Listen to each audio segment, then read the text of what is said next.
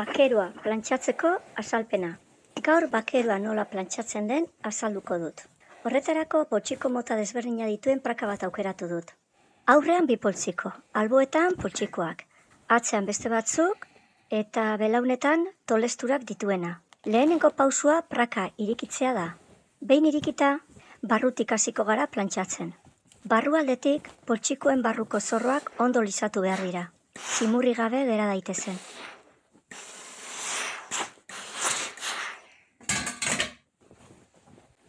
Ondoren, gerrialde ere barrutik plantxatuko dugu. Garrantzitsua da zati hau ondo lisatzea. Kremaieraren ingurua ere barrutik plantxatu behar da. Normalean bertan zimur desatseginak sortzen direlako. Barrualdea ondo plantxatu ondoren, praka itxi eta kanpotik jarraituko dugu.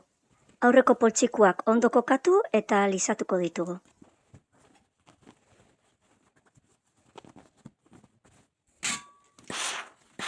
Gero, kremaieraren ingurua kanpotik ere plantxatuko dugu.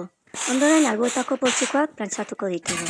Kasu honetan, kanpoko poltsikoa direnez, ez da beharrezkoa barruko forrua plantxatzea. Bi aldeetan berdin egingo dugu.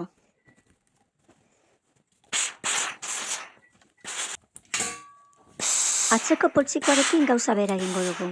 Kontu handiz eta ahalik eta txikinen. Jarraian prakak tolestu eta hanketako jostura lerro berean jarriko ditugu.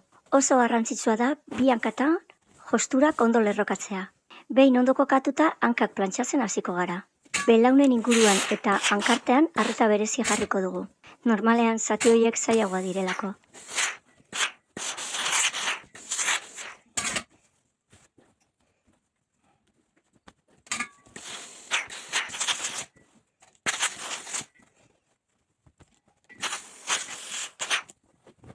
Azkenik, hanka bat altzatu eta barrualdetik ere plantxatuko dugu.